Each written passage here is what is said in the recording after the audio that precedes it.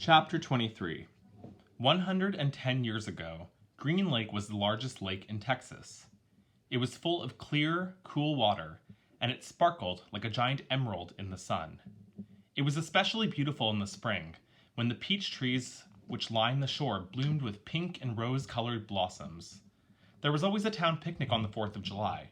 They'd play games, dance, sing, and swim in the lake to keep cool. Prizes were awarded for the best peach pie and peach jam.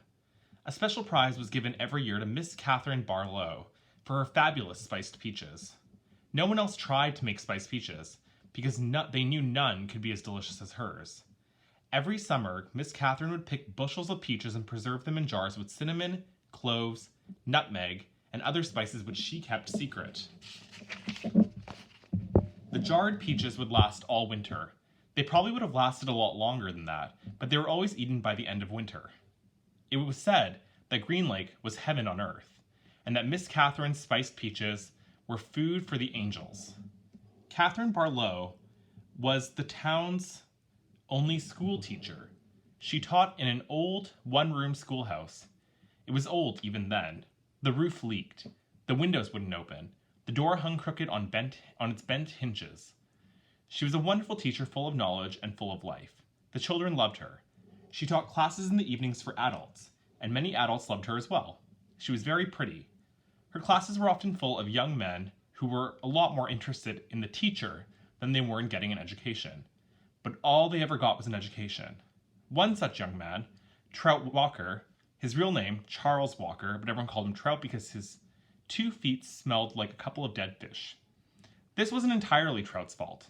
He had an uncurable foot fungus. In fact, it was the same foot fungus that 110 years later would afflict the famous ball player, Clyde Livingston. But at least Clyde Livingston showered every day. "I take a bath every Sunday morning," Trout would brag, whether I needed it or not.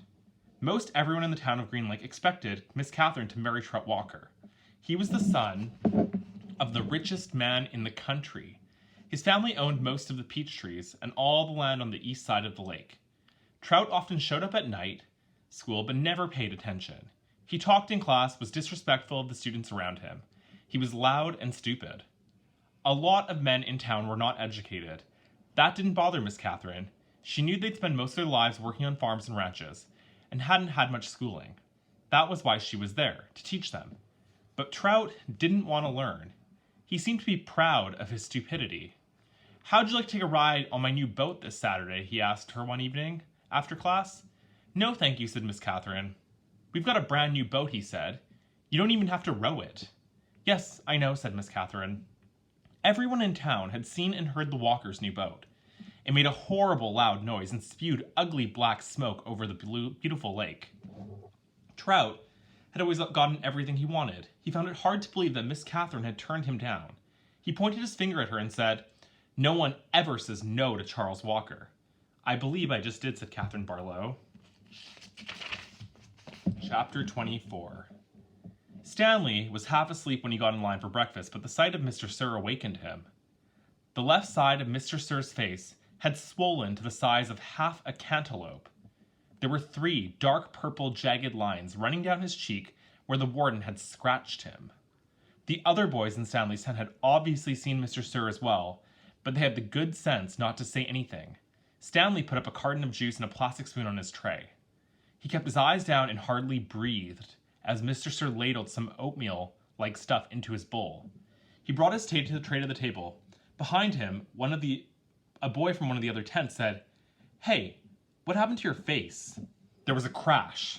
Stanley turned to see Mr. Sir holding the boy's head against the oatmeal pot. "Is there something wrong with my face?" The boy tried to speak but couldn't. Mr. Sir had him by the throat. Does anyone see anything wrong with my face?" asked Mr. Sir as he continued to choke the boy. Nobody said anything. Mr. Sir let the boy go. His head banged against the table as he fell to the ground. Mr. Sir stood over him and asked, "How does my face look to you now?" A gargling sound came out of the boy's mouth. Then he managed to gasp the word, "Fine." "I'm kind of handsome, don't you think?" "Yes, Mr. Sir." Out on the lake, the other boys had asked Stanley what he knew about Mr. Sir's face, but he just shrugged and dug his hole. If he didn't want to talk about it, maybe it would go away. He worked as hard and fast as he could, not trying to pace himself, but he just wanted to get off the lake and away from Mr. Sir as soon as possible. Besides, he knew he'd get a break. Whenever you're ready, just let me know, Zero had said.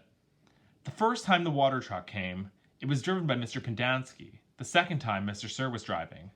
No one said anything except, "Thank you, Mr. Sir," as he filled each canteen. No one even dared to look at his grotesque face. As Stanley waited, he ran his tongue over the roof of his mouth and inside his cheeks. His mouth was as dry and as parched as the lake.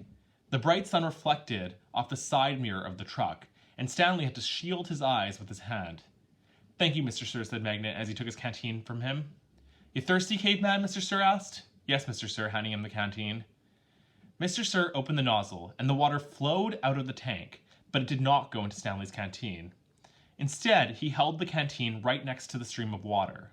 Stanley watched the water splatter on the dirt where it was quickly absorbed by the thirsty ground. Mr. Sir let the water run for about 30 seconds and stopped. "You want more?" he asked. Stanley didn't say anything. Mr. Sir turned the water back on, and again Stanley watched it pour onto the dirt. "There, that should be plenty." He handed Stanley his empty canteen.